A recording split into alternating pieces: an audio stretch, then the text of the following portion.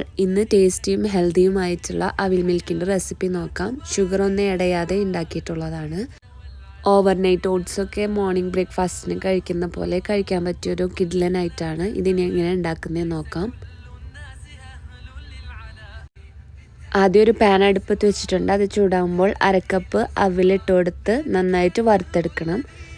Brown അവിലായാലും കുഴപ്പമില്ല, ഞാനിവിടെ വൈറ്റാണ് എടുത്തിട്ടുള്ളത്. ഇത് നല്ല ക്രിസ്പിയായി ഗോൾഡൻ ബ്രൗൺ കളറാവുന്നത് വരെയും നമുക്ക് വറുത്ത് കൊടുക്കാം. നല്ല ക്രിസ്പി ആയി കഴിഞ്ഞാൽ നല്ല ടേസ്റ്റ് ഉണ്ടായിരിക്കും. ഇപ്പോൾ ഏകദേശം റെഡി ആയിട്ടുണ്ട്. ഇനി ഒരു ബൗളിലോട്ട് ഈ സൈസിലുള്ളൊരു പഴം എടുത്തിട്ടുണ്ട്. ഇതിന് പകരം 3-4 ചെറുപഴം എടുത്താലും മതി.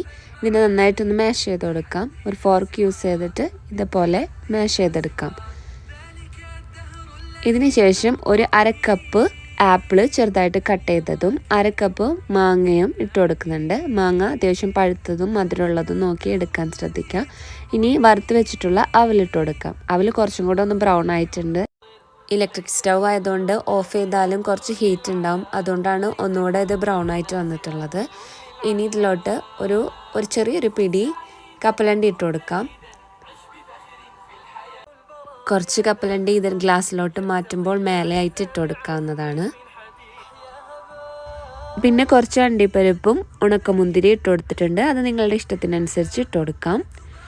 ഇനി ഇതെല്ലാം നന്നായിട്ടൊന്ന് ഇളക്കി കൊടുക്കാം. ഇതിന് ശേഷം തണുപ്പിച്ച 1.25 കപ്പ് പാൽ ഇതിലോട്ട് ഒഴിച്ചു കൊടുക്കണം. അത്യാവശ്യം നല്ല തണുത്ത പാലാണ് കേട്ടോ, അത് ഒഴിച്ചു കൊടുക്കാം.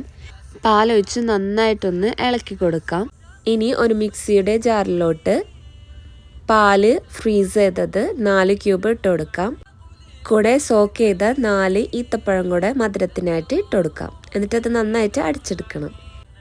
അവിൽ മിൽക്കിന് നല്ല തണുപ്പും കട്ടിയും വേണമെന്നുണ്ടെങ്കിൽ നേരത്തെ ഒഴിച്ചു കൊടുത്ത മിൽക്കിൻ്റെ അളവ് കുറച്ചിട്ട് കൂടുതൽ ഫ്രീസ് ചെയ്തിട്ടുള്ള മിൽക്ക് ഇതേപോലെ അടിച്ചിട്ട് കൊടുത്താൽ മതി. അതായത് ഇതിലിട്ട് കൊടുത്തിട്ട് നന്നായിട്ടൊന്ന് ഇളക്കി കൊടുക്കും. ഇനി ഇതിലോട്ട് ഞാൻ കുറച്ച് തേനും കൂടി ചേർക്കുന്നുണ്ട്. അത് നിർബന്ധമില്ല, വേണമെന്നുണ്ടെങ്കിൽ ചേർത്ത് കൊടുക്കാം. 1 ടേബിൾ സ്പൂൺ തേൻ ചേർത്ത് കൊടുക്കുന്നുണ്ട്. അതുകൂടെ ചേർത്ത് കൊടുത്ത് നന്നായിട്ട് ഇളക്കി കഴിഞ്ഞാൽ അവിൽ മിൽക്ക് ഇവിടെ റെഡി ആയിട്ടുണ്ട്. ഇത് നല്ല ടേസ്റ്റിയും ഹെൽത്തിയുമായിട്ടുള്ള അവിൽ മിൽക്കാണ് കേട്ടോ. ഒന്ന് ട്രൈ ചെയ്ത് നോക്കൂ. വീഡിയോ ഇഷ്ടമായാൽ ഒന്ന് ഷെയറും സബ്സ്ക്രൈബും ചെയ്യണേ. Thanks for watching.